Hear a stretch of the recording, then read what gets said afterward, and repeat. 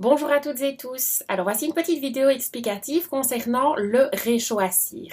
Donc ce n'est pas le premier outil pour créer des seaux de cire qu'on entre dans la gamme ASA puisque vous avez déjà sans doute entendu parler ou même déjà travaillé avec le pistolet comme ceci.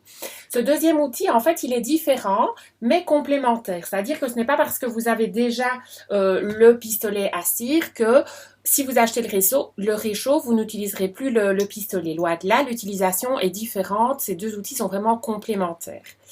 Alors, comment est-ce que ça fonctionne? Eh bien, tout d'abord, ça fonctionne sur secteur. Donc, il va falloir que vous placiez que vous branchiez en fait le réchaud sur le secteur.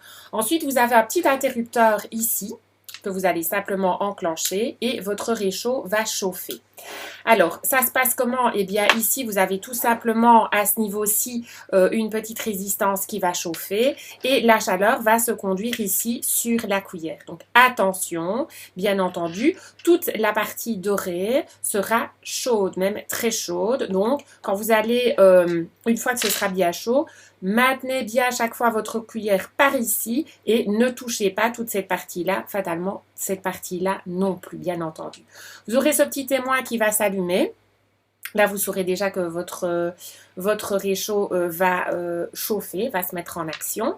Alors, comment est-ce que vous allez faire? Eh bien, vous allez devoir ici venir chercher une petite parcelle sur votre cartouche de cire ici. Donc, vous allez couper, pour pouvoir réaliser un seau, vous allez plus ou moins couper 1,5 cm de matière. Alors, pour cela, vous n'hésitez pas, vous donnez un petit coup de cutter, vous assisez bien convenablement et puis vous allez simplement casser votre petit bout de cire et vous allez pouvoir l'introduire ici dans votre réchaud. Vous n'allez pas bien entendu placer toute la cartouche de cire comme ça, bien entendu non. On prend un petit morceau, 1,5 cm c'est l'idéal et puis vous faites fondre la matière. Une fois que la matière est bien chaude, vous le verrez directement, ça va fondre doucement et vous allez avoir votre matière qui sera bien coulante et ensuite vous n'aurez plus qu'à venir la déposer sur une matière comme la feuille ici en téflon ou votre plaque média. Bien entendu, vous ne déposez pas la matière n'importe où. Donc ça, c'est vraiment l'utilisation très très classique. Avec ce petit réchaud, vous pouvez acquérir séparément une petite cuillère comme ceci. On va en voir aussi l'utilisation au fil du temps. Vous avez ici la petite cuillère qui va vous permettre de mélanger. Donc, dès que vous voulez mélanger la matière, vous allez utiliser ce côté-ci. Et ce côté-ci, ce sera pour racler la matière, vu qu'une fois que la matière aura coulé sur votre support, eh bien, vous allez venir enlever l'excédent avec ceci. Vous pouvez aussi très bien, si vous voulez, le réutiliser tout de suite avec une autre couleur, utiliser un papier essuie-tout, un sopalin pour venir vraiment enlever toute la matière. Parce qu'avec la spatule, vous aurez toujours un petit résidu de matière. Mais surtout, ne jetez pas ce résidu. Quand vous avez votre cuillère qui va refroidir, donc si vous voulez qu'elle refroidisse plus vite, vous la placez de nouveau sur votre plaque média, sur votre feuille en téflon pour qu'elle refroidisse plus vite. Votre cire va réchauffer et systématiquement, vous allez pouvoir venir réenlever les petits résidus et les réutiliser par la suite. Je vais vous montrer des exemples où avec des tout petits morceaux de résidus, on peut vraiment faire de très très chouettes choses. Alors, dans cette vidéo, je vais vous montrer des exemples où on va utiliser aussi la cire transparente qui fait aussi son apparition dans la gamme. Et puis, bien entendu, vous allez avoir des nouveaux seaux qui vont apparaître. Donc, ces seaux on va toujours venir visser sur le support, sur le manche en bois. Et la grande nouveauté aussi, c'est le seau neutre. Vous allez me dire, c'est bizarre, un seau sans rien, qu'est-ce qu'on va en faire? Eh bien, c'est quelque chose de très, très intéressant aussi. Donc voilà, maintenant, je pense qu'au niveau de l'utilisation technique, pratique de la machine, il n'y a vraiment rien de bien compliqué. Il suffit juste d'introduire la cire dans la petite coupole, de laisser fondre et une fois que c'est fondu, comme avec le pistolet, on coule sur la matière, donc sur le téflon ou sur la plaque média et puis on vient appuyer avec le petit seau, on laisse un tout petit peu et puis une fois qu'on retire, le seau est déjà réalisé. Voilà, donc maintenant je vous propose de passer aux différents exemples. Alors, on va se faire un petit peu de place. Hop. Voilà, voilà. Alors, une des choses qui va être très très intéressante à faire, c'est de pouvoir réaliser des mélanges bien uniformes, bien homogènes, de façon à créer de nouvelles couleurs. Donc ici, vous voyez qu'on a une couleur, une première couleur comme ceci, une deuxième couleur comme ceci. Si vous mélangez les deux couleurs, donc que vous mettez deux petits bâtonnets de cire, donc là, vous divisez plus ou moins, vous mettez un petit centimètre de chaque couleur dans votre réchaud. Vous prenez le côté cuillère, ce côté-ci, et une fois que c'est fondu, vous mélangez convenablement pour vraiment que les deux couleurs se mélangent parfaitement, et vous pourrez créer une couleur comme ceci. Donc en ajoutant du blanc à une couleur plus foncée, eh bien vous allez pouvoir obtenir une autre couleur plus claire. Donc voilà un exemple de choses très chouettes que vous allez pouvoir réaliser avec ce réchaud. Pareil pour foncer une couleur. Donc ici, on a toujours la même couleur de base. Hein, on a la même couleur ici pour le seau la couleur initiale. Ensuite, si vous venez ajouter une autre couleur, donc ici le noir, donc vous mettez un petit bout de rouge, un petit bout de noir que vous découpez dans votre bâtonnet de cire, eh bien vous obtiendrez une couleur plus foncée. Donc on a du rouge, en ajoutant du noir, on obtient du bordeaux. Donc bien placer les deux couleurs, bien mélanger avec ce côté-ci, la cuillère, de façon à obtenir une couleur bien homogène, bien uniforme. Et là, vous obtiendrez une couleur plus claire si vous ajoutez du blanc, plus foncé si vous ajoutez du foncé ici comme du noir. Vous allez aussi, bien entendu, pouvoir créer de nouvelles couleurs complètement différentes.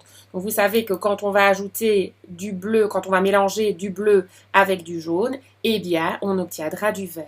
Donc voilà de nouveau deux couleurs qu'on mélange bien dans la coupole et voilà la couleur que vous pourrez couler sur votre plaque média ou sur votre feuille en téflon avant de pouvoir apposer votre seau. Toutes ces choses, vous allez pouvoir les retrouver dans la leçon particulière du magazine d'avril. Marina nous a concocté une leçon particulière avec tout ça. Donc vous allez voir, donc toutes ces explications, je vous les donne maintenant, mais vous allez les retrouver plus tard dans cette leçon particulière. Alors, il est aussi possible de mélanger les couleurs, d'utiliser deux couleurs, mais sans les mélanger. Donc ici, qu'est-ce qu'on a fait? On a pris deux petits morceaux de cire de couleurs différentes, on les a déposés l'une à côté de l'autre ici dans la petite cuillère, on les a laissés fondre et surtout, on n'a pas utilisé la cuillère pour mélanger. On les a laissées telles quelles. Et une fois qu'elles ont été bien fondues, elles ont fondu vraiment l'une à côté de l'autre, sans se mélanger, eh bien, on a simplement après versé la matière sur la feuille en téflon. Voilà ce que ça a donné. Donc, on a gardé un côté d'une couleur, l'autre côté de l'autre couleur. Et puis, on a appuyé avec le seau. Et voici ce que ça donne. Alors, il y a un léger mélange entre les deux, mais on garde vraiment ce côté bicolore qui est relativement intéressant. Si vous aimez un côté un peu moiré comme ça, ce qui est très intéressant, c'est de nouveau de travailler avec deux couleurs différentes, de les laisser fondre côte à côte dans le réchaud. Et une fois qu'elles sont bien fondues, vous allez utiliser la cuillère pour donner un tout petit tour de cuillère, mais vraiment très très léger, de façon à entamer comme une sorte de spirale, un petit peu comme ça, de mélanger mais très très légèrement les deux couleurs. Ensuite, on s'arrête. On prend le petit réchaud, la petite cuillère et on verse de nouveau. Et alors à ce moment-là, vous verrez de façon un petit peu plus distincte les deux couleurs, mais avec quand même un léger aspect moiré comme ça entre les deux qui peut être très très sympathique. Dans cet exemple-ci, c'est le même principe que l'exemple précédent, mais avec plus de couleurs. Donc là, vous pouvez mélanger, donc ici on a mélangé 3 voire 4 couleurs différentes. De nouveau, on les met côte à côte dans la petite cuillère et on donne un léger coup de cuillère ici pour venir les mélanger mais de façon très très subtile. Ensuite, on verse et vous voyez qu'on a quand même ces couleurs qui vont venir se juxtaposer les unes à côté des autres avec un léger mélange les unes à côté des autres. Ici, on a le même principe, si ce n'est qu'en fait, on a ce côté un petit peu coquille d'escargot. Alors, comment est-ce qu'on a fait ça? Eh bien, tout simplement, c'est votre petit tour de cuillère que vous allez donner une fois que vous aurez déposé les différentes petits morceaux de cire dans votre petite dans le petit réchaud, dans la cuillère. Donc vous allez simplement avec la cuillère délicatement faire un petit tour, des petits ronds. Et alors vous aurez, donc vous voyez ici c'est le même principe, hein, plus ou moins avec les mêmes couleurs. Mais vous voyez qu'ici on a vraiment les couleurs qui sont plus ou moins les unes à côté des autres. Et ici on a ce petit tour un peu concentrique qui vient se placer. Donc c'est important de savoir que fatalement la façon dont vous allez les déposer et éventuellement les travailler avec la couleur, l'impact que ça va avoir sur la pose en fait de la couleur. Alors, quand je vous disais tout à l'heure de bien garder vos petits déchets de cire, etc., eh bien, c'est par rapport à ces techniques-là. Quand vous allez avoir des tout petits morceaux que vous n'utilisez plus ou un seau que vous avez raté, vous pouvez aussi venir rechercher un petit bout et vous allez pouvoir recréer des choses telles que celle-ci. C'est vraiment des mélanges très, très intéressants. Vous pouvez même créer vos différents cachets de cire comme ça si vous voulez vous amuser à tester la technique. Vous créez une petite boîte et vous verrez que vous irez souvent les rechercher parce qu'avec un petit assortiment de couleurs comme ça se met souvent avec plein de choses et ça donne vraiment une belle petite touche finale à votre décor. Donc ici, vous avez des couleurs un petit peu plus contrastées que dans les modèles que je vous ai présentés déjà précédemment, mais pourquoi pas?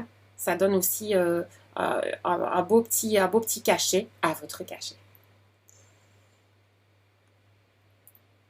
Alors ici, une petite astuce pour aller un petit peu plus loin. Qu'est-ce qu'on a fait ici? Eh bien, on a superposé deux seaux. Alors, comment est-ce que Marina a fait ça? Eh bien, elle a tout simplement d'abord créé le premier seau, ici, qu'elle a bien laissé refroidir, etc. Ensuite, elle l'a bien laissé avec le seau en superposition. Elle a fait couler une autre couleur, bon ici bien contrastée, ça à vous de choisir les couleurs que vous voulez donner, qui correspondent le mieux à votre réalisation.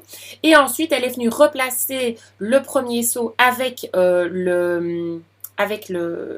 le seau et le manche par au-dessus pour vraiment bien appuyer et avoir la matière ici qui vienne se recréer tout autour de façon bien entendu plus ou moins aléatoire, mais c'est vraiment sympa d'avoir une deuxième bordure comme ça tout autour. Donc voilà, là on n'est plus dans les mélanges, mais c'est une petite astuce supplémentaire avec fatalement deux couleurs travaillées tout à fait séparément, mais un petit mélange au niveau de la superposition. Alors maintenant, je vais vous donner quelques petits mots d'explication par rapport au seau neutre. Donc ici, c'est exactement le même principe que les autres seaux. La seule chose, c'est qu'il n'y a pas de motif qui est creusé sur le seau. Alors, comment est-ce qu'on va l'utiliser? À quoi est-ce que ça sert, etc. Voilà un premier exemple ici. Qu'est-ce qu'on a fait? Eh bien, on est venu y imprimer un motif. On l'a imprimé avec de l'encre Stazone noire. Alors fatalement, il faut que le motif vienne bien s'insérer au creux de la petite bordure qui se trouve tout autour du seau. Mais ici, ça se prête relativement bien. Donc voilà ici, tout simplement pour imprimer un tampon, mais avec de l'encre Stazone. Autre possibilité, vous pouvez aussi venir y placer une forme de papier. Donc ici, on a découpé un rond et on a utilisé une couleur neutre sur lequel on est venu placer un tampon. Donc on a bien entendu tamponné préalablement sur le papier découpé. Ensuite, on est venu loger le tout au centre du cachet de cire. Donc ici, on peut travailler de cette façon-ci, mais vous pouvez aussi tout simplement utiliser un papier imprimé. Donc voici, comme je vous le disais, l'exemple avec un papier imprimé. Ici, le papier imprimé, c'est du papier vélum. Alors, la petite astuce par rapport au papier vélum, ce qui est très intéressant, c'est fatalement qu'elle laisse bien entendu apercevoir la couleur initiale du seau sur lequel vous allez venir la poser. Si vous utilisez un papier imprimé classique, automatiquement il va recouvrir le cachet de cire comme précédemment avec le petit mot qu'on avait tamponné. Donc ici, c'est très très chouette étant donné qu'on a cet effet de transparence qui va venir faire ressortir vraiment bien en ton sur ton la couleur du cachet de cire. Alors, autre petite astuce avec ce seau neutre, on va pouvoir y intégrer une figurine silhouette. Donc, qu'est-ce qu'on a fait? On a d'abord, bien entendu, fait couler la cire sur la feuille en téflon ou la plaque média. Ensuite, on est venu placer la figurine qu'on avait préalablement ombrée de façon à ce qu'elle soit déjà un petit peu colorée. Et une fois que la figurine a été posée sur la cire, on est venu appuyer sur le tout avec le seau neutre de façon à pouvoir créer le cachet de cire. Donc voilà, une figurine silhouette, une figurine découpée avec la Big Shot, tout ça, ça fonctionne et c'est très très sympa.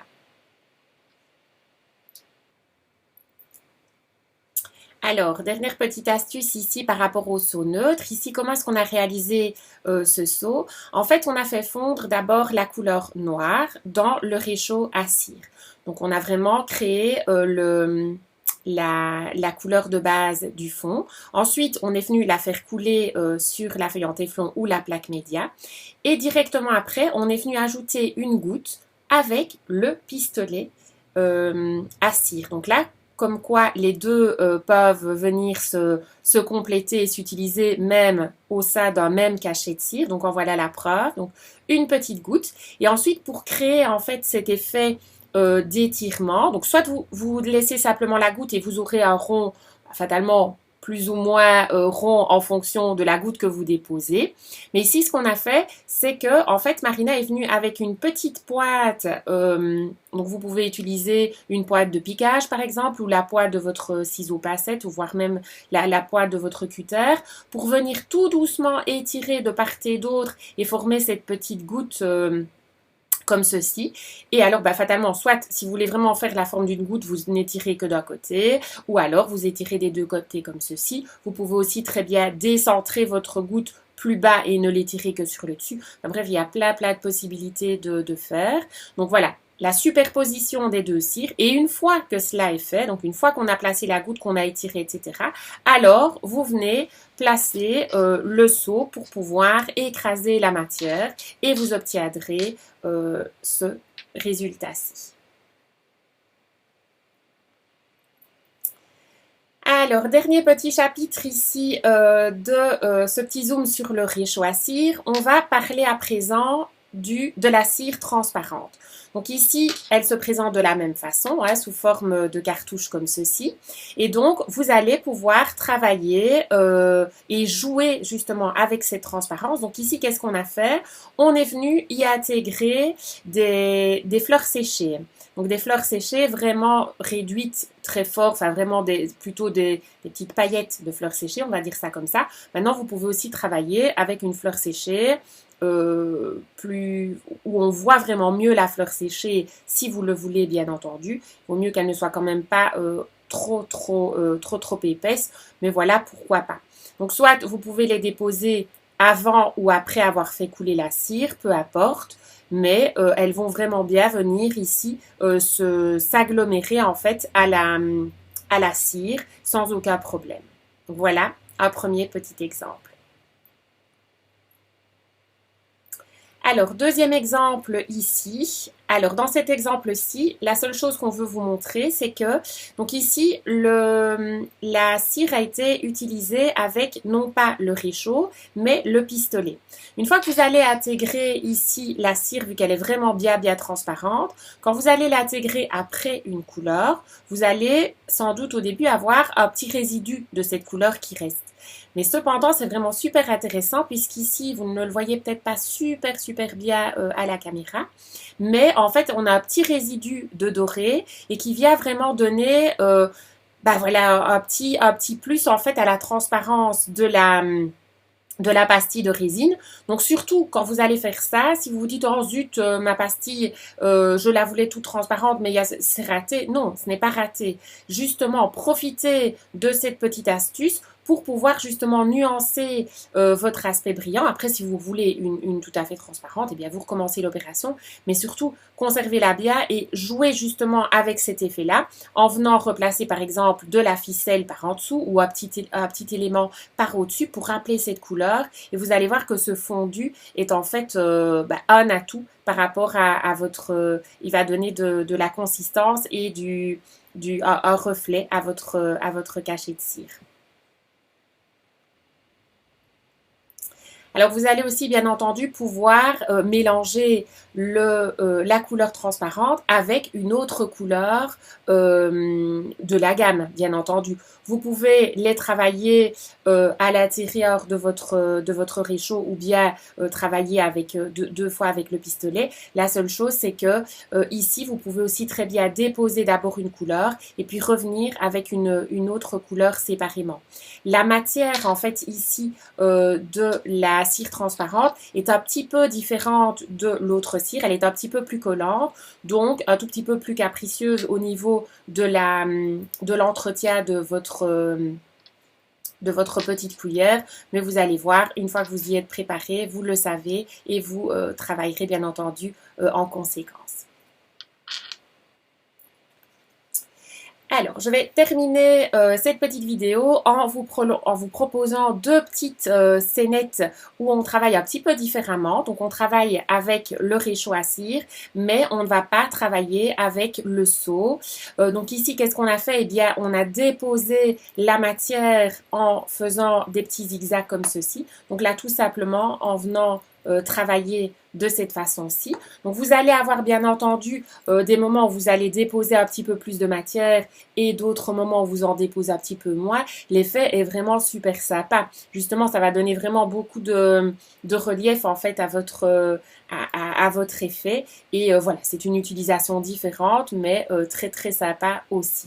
Et dans le dernier modèle ici, donc là on a travaillé avec une spatule, on a donné des petits coups de spatule, on fait fondre la matière dans le réchaud, on vient utiliser une spatule et on vient déposer en fait des petits coups, comme si vous aviez déposé comme ça des petits coups de peinture sur votre scénette. Donc voilà, c'est deux choses complètement différentes, mais pourquoi pas, ça peut être une utilisation très très sympa aussi. Voilà, je vais m'arrêter là, donc n'hésitez pas, comme à chaque nouvelle technique qui sort dans notre gamme, de faire des essais, de tester, d'essayer, de réaliser ce que je viens de vous expliquer, mais aussi d'essayer d'autres techniques. Et vous allez voir qu'en essayant certaines choses, vous allez en découvrir encore d'autres. Ici, on vous a présenté un petit panel de choses à réaliser. Mais il y en a encore bien d'autres, bien entendu, avec lesquels vous allez pouvoir vous amuser. Voilà, je vous souhaite vraiment plein de belles heures créatives avec cet outil. Et je vous dis à bientôt pour une autre vidéo.